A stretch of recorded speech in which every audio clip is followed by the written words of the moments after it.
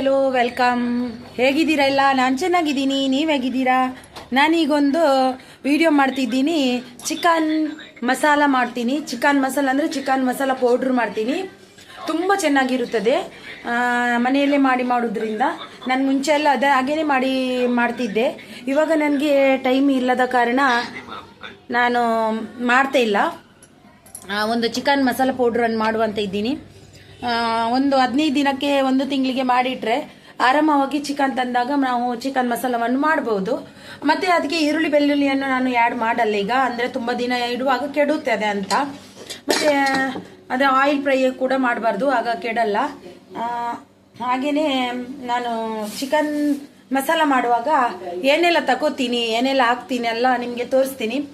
ಕೆಲವರು ಒಂದೊಂದು ಥರ ಮಾಡ್ತಾರೆ. ನಾನು ಮಾಡುವ ಥರ ಇದೇ ಥರ ನಾನು ಮೇಕಪ್ ಅನ್ನು ಏನೆಲ್ಲ ಮಾಡಿ ನಾನು ವಿಡಿಯೋ ಮಾಡೋದಿಲ್ಲ.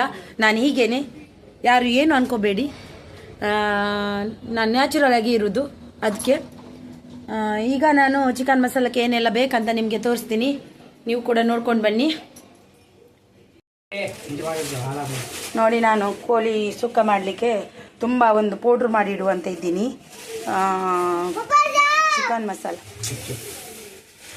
ಚಿಕನ್ ಮಸಾಲ ಮಾಡುವಂತ ಇದ್ದೀನಿ. ನೋಡಿ, ಈಗ ಒಂದು 4-5 ದಿನಕ್ಕಾಗುವಷ್ಟು ಚಿಕನ್ ಮಸಾಲವನ್ನು ಮಾಡ್ತೀನಿ ನಾನು.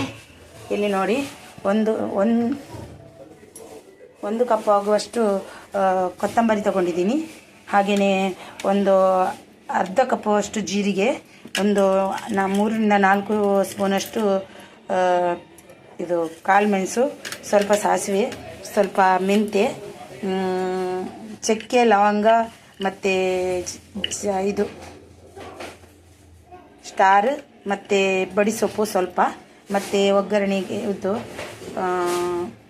ಬೇವ್ರೆ, ಮತ್ತು ಮೆಣಸು, ಖಾರದ ಮತ್ತು ಇದು ಒಟ್ಟಿಗೆ ಹಾಕಿದ್ದೀನಿ. ಇದು ಮಾಡಿಟ್ರೆ ನಮಗೆ ಯಾವಾಗ ಬೇಕಾದರೂ ಚಿಕನ್ ಸುಕ್ಕವನ್ನು ಮಾಡ್ಬೋದು. ಯಾವಾಗ ಬೇಕಾದರೂ ಮಾಡ್ಬೋದು ನಾವು. ಈಗ ನಮಗೆ ಇದಕ್ಕೆ ನಾವು ಬೆಳ್ಳುಳ್ಳಿ ಮತ್ತು ಈರುಳ್ಳಿ ಆ್ಯಡ್ ಮಾಡುವಂತಿಲ್ಲ. ಇದನ್ನು ಪುಡಿ ಮಾಡಿ ಇಡುವುದಷ್ಟೇ. ನಮಗೆ ಮಾಡುವಾಗ ನಾವು ಬೆಳ್ಳುಳ್ಳಿ ಮತ್ತು ಈರುಳ್ಳಿಯನ್ನು ಫ್ರೈ ಮಾಡಿ ತೆಂಗಿನಕಾಯಿ ಒಟ್ಟಿಗೆ ನಾವು ಮತ್ತೆ ಗ್ರೈಂಡ್ ಮಾಡಲಿಕ್ಕೆ ಮತ್ತು ಹಾಕಲಿಕ್ಕೆ ಅದಕ್ಕೆ. ಈಗ ನಾವು ಇದನ್ನು ಫ್ರೈ ಮಾಡುವ. ನೋಡಿ, ಒಂದು ಪ್ಯಾನ್ ಇಟ್ಟಿದ್ದೀನಿ. ಸ್ವಲ್ಪ ಎಣ್ಣೆ ಹಾಕಿ, ಜಾಸ್ತಿ ಹಾಕಬೇಡಿ. ನಾವು ಇಡುವ ಹುಳಿಯನ್ನು ಚಿಕನ್ ಮಸಾಲ ಮಾಡಿ ಇಡುವುದು 1 ತಿಂಗಳು ಕೂಡ ಇಡ್ಬೋದು, ಫ್ರಿಜ್ಜಲ್ಲಿ ಇಡ್ಬೋದು, ಹಾಗೆಯೇ ಹೊರಗಡೆಯೂ ಇಡ್ಬೋದು. ನಾನು ಫ್ರಿಜ್ಜಲ್ಲಿ ಇಡ್ತೀನಿ, ಯಾಕಂದರೆ ಮಳೆಗಾಲದಲ್ಲಿ ಸ್ವಲ್ಪ ಜಾಸ್ತಿ ಅದು ಇದಾಗುತ್ತೆ. ಮೆಣಸು ಕೂಡ ಈಗ ತುಂಬ ಇದಿಲ್ಲ, ಅದಕ್ಕೆ. ಇಲ್ಲಿ ನೋಡಿ, ಮೆಣಸು ಹಾಕಿದ್ದೀನಿ, ಖಾರದ್ದು ಮತ್ತು ಎಲ್ಲ ಮೆಣಸು ಹಾಕಿ ಫ್ರೈ ಮಾಡುವ. ಇದು ಸಣ್ಣದಾಯಿತು ಅಂತ ಅನ್ಕೋತೀನಿ. ಸಣ್ಣದಾದರೂ ಪರವಾಗಿಲ್ಲ, ಇದರಲ್ಲಿ ಅಡ್ಜಸ್ಟ್ ಮಾಡಿ ಫ್ರೈ ಮಾಡ್ತೀನಿ.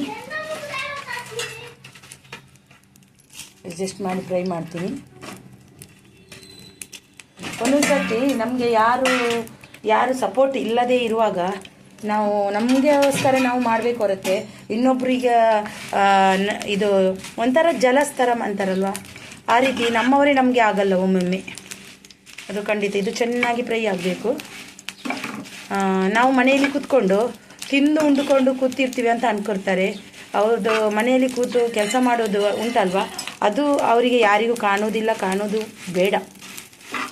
ಅದಕ್ಕೆ ನನ್ನ ಕಾಲ ಮೇಲೆ ನಿಲ್ಲಬೇಕಂತ ನನಗೆ ತುಂಬ ದಿನದ ಆಸೆ ಉಂಟು. ಅದೊಂದು ಈಡೇರಿದರೆ ಸಾಕು ನನ್ನ ಇದರಲ್ಲಿ. ಮತ್ತು ಯಾರ ಕೈಕಾಲು ಹಿಡಿಯೋದು ಅದು ಬೇಕಾಗಿಲ್ಲ ಅಂತ ಅನ್ಕೋತೀನಿ ನಾನು. ದೇವರು ದಯದಿಂದ ನಾನು ನನ್ನ ಕಾಲ ಮೇಲೆ ನಿಂತರೆ ನಾನು ಅಂದ್ಕೊಂಡಿದ್ದು ಸಾಧಿಸ್ಬೋದು ಅಂತ ಅಂದ್ಕೊಂಡಿದ್ದೀನಿ. ನೋಡು, ಮುಂದಿನ ದಿನಗಳಲ್ಲಿ ಏನಾಗುತ್ತೋ ಅಂತ ನಂಗೆ ಗೊತ್ತಿಲ್ಲ. ಇದು ಚೆನ್ನಾಗಿ ಫ್ರೈ ಆಗಲಿ, ಒಂಥರ ರೋಸ್ಟ್ ಥರ ಆಗಬೇಕು. ಎಲ್ಲದಕ್ಕೂ ಮನೆಯಲ್ಲಿ ಕೂತ್ಕೊಂಡಿದ್ದಾರೆ ಅಂದರೆ ಅವರಿಗೆ ಏನು ಮಾಡಲಿಕ್ಕೆ ಕೆಲಸ ಇಲ್ಲ ಅಲ್ಲ. ಅವರು ಹೀಗೇನೆ ಸುಮ್ಮನೆ ಮನೆಯಲ್ಲಿ ಕೂತ್ಕೊಂಡು ತಿಂತಾರೆ, ಅವರು ಖಾಲಿ ಮೊಬೈಲಲ್ಲಿ ಇರ್ತಾರೆ. ಅದೆಲ್ಲ ತಪ್ಪು ಕಲ್ಪನೆ. ಯಾಕಂದರೆ ನಾವು ಎಷ್ಟು ಪ್ರಯತ್ನ ಪಡ್ತಿದ್ವಿ, ಅದು ಪ್ರಯತ್ನ ಎಷ್ಟಿದೆ ನಮ್ಮದು, ಅದು ನಮ್ಗೆ ಮಾತ್ರ ಗೊತ್ತು. ನಮಗೂ ಕೂಡ ನಮ್ಮದೇ ಆದ ಒಂದು ಆಶೆ ಆಕಾಂಕ್ಷೆಗಳೆಲ್ಲ ಇರುತ್ತೇವಲ್ವ, ಅದನ್ನು ಬಿಟ್ಟು ನಾವು ಬದುಕ್ತಿದ್ವಿ ಈಗ. ಅಂದರೆ ಅದು ಇದಕ್ಕೋಸ್ಕರ. ಈಗ ಚೆನ್ನಾಗಿ ಫ್ರೈ ಆಗಲಿ. ಇದು ಚೆನ್ನಾಗಿ ಫ್ರೈ ಆದರೆ ಹುಡಿ ಚೆನ್ನಾಗಿ ಆಗುತ್ತೆ. ಚೆನ್ನಾಗಿ ಫ್ರೈ ಮಾಡ್ಕೊಂಡು ಬರ್ತೀನಿ.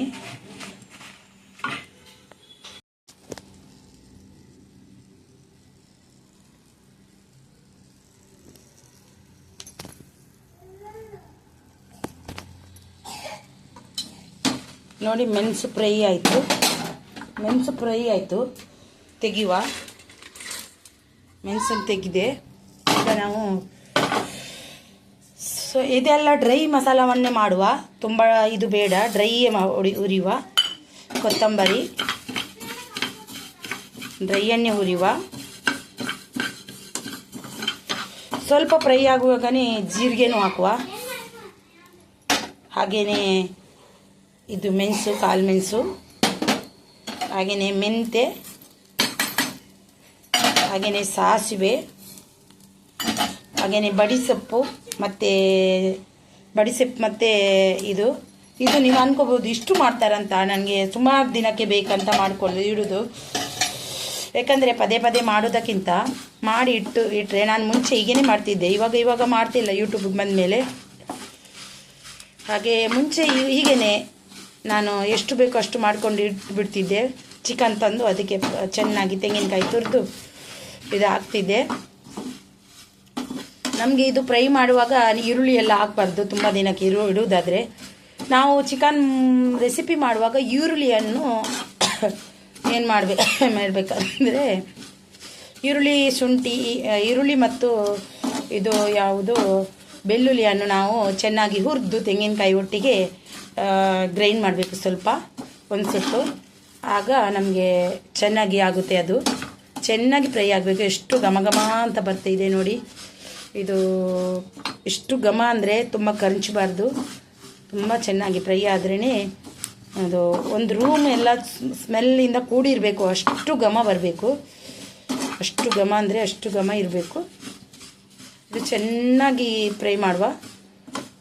ಇದು ನಾನು ಮಾಡಿದ ಚಿಕನ್ ಮಸಾಲ ಪೌಡ್ರು.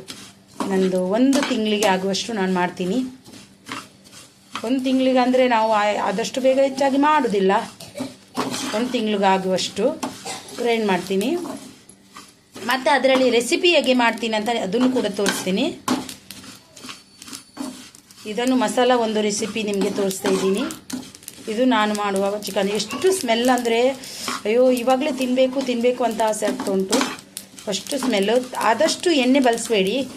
ನಾವು ಫ್ರೈ ಮಾಡುವಾಗ ಮೆಣಸಿಗೆ ಸ್ವಲ್ಪ ಬಳಸಿದೆ, ನಾನು ಬಳಸಲೇಬೇಕಾಗುತ್ತೆ. ಆದರೆ ಇದಕ್ಕೆ ಆದಷ್ಟು ಎಣ್ಣೆಯನ್ನು ಬಳಸಬೇಡಿ, ಖಂಡಿತವಾಗಲೂ ಬಳಸಬೇಡಿ. ಇದು ಚೆನ್ನಾಗಿ ಹುಡಿ ಆಗಲಿ.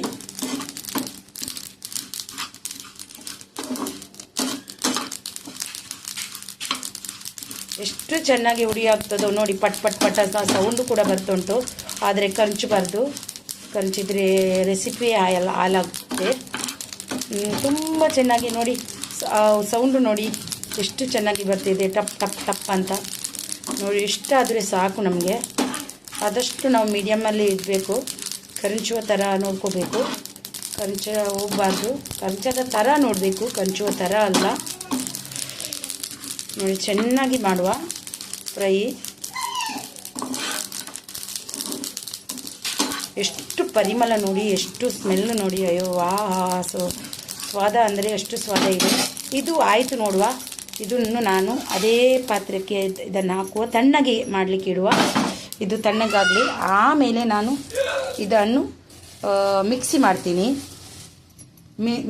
ಮಿರ್ಚಿ ಮತ್ತು ಇದನ್ನು ತಣ್ಣಗಾಗಲಿಕ್ಕೆ ನಾನು ಪ್ಯಾನಲ್ಲಿ ಇಡ್ತೀನಿ. ಇಲ್ಲಿ ತುಂಬ ಕತ್ಲೆ ಉಂಟು. ಪ್ಯಾನಲ್ಲಿ ಅಡಿಯಲ್ಲಿ ಇಟ್ಟಿದ್ದೀನಿ ನೋಡಿ.